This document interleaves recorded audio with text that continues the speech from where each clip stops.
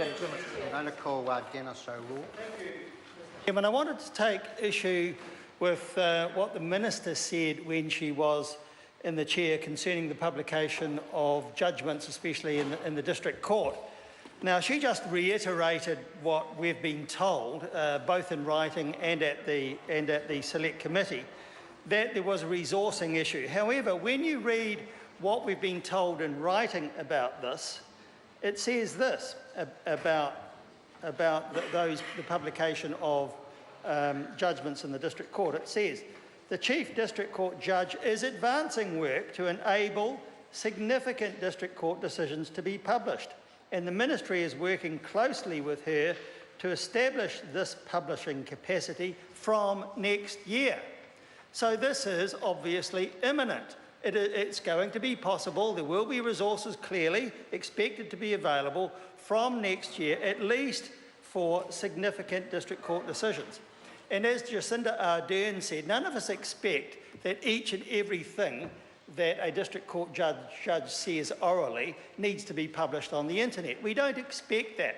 That's not what this is about. It is about especially significant District Court decisions, the ones that people want to have access to.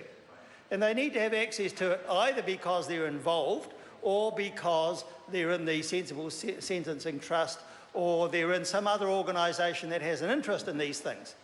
So that's all we're asking for. Now, the Minister tried to tell us that we need to delete all that and go back to the status quo because of resourcing issues, and yet the advice we have received from officials is that that work is advancing and that from next year, and that could be January next year for all I know, as early as that, it will be possible to publish online significant District Court decisions. That's all we're asking for. So why is it necessary? And I want to ask the Minister this specifically, and I want an answer to it. Why is it necessary to delete that whole provision which the government itself put in originally? And now they're reneging on it on the basis of resources not available, and yet we are told elsewhere that the resources are in fact going to be available to enable that to be done next year.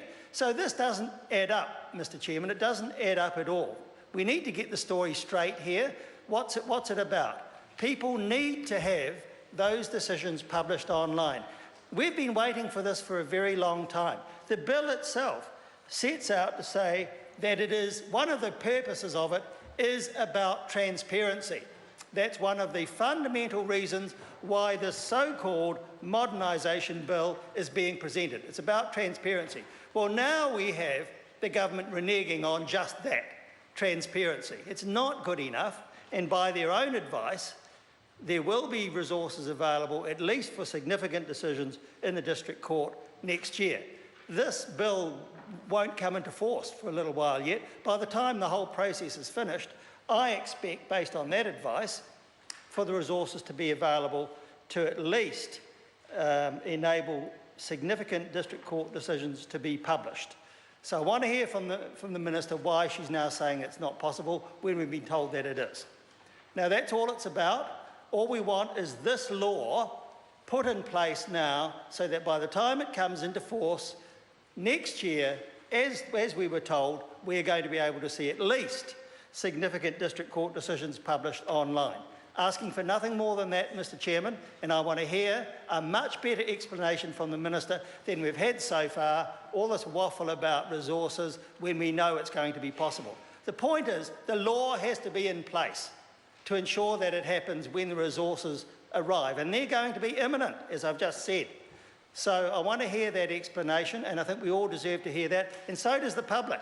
As I said in my previous speech, I've had a number of contacts from members of the public saying how important it is to them to be able to access online District Court decisions, especially those which are substantive. Nobody's asking for every tiny little thing that a District Court judge says orally to be published online. Nobody's ever asked for that. So that's no excuse either.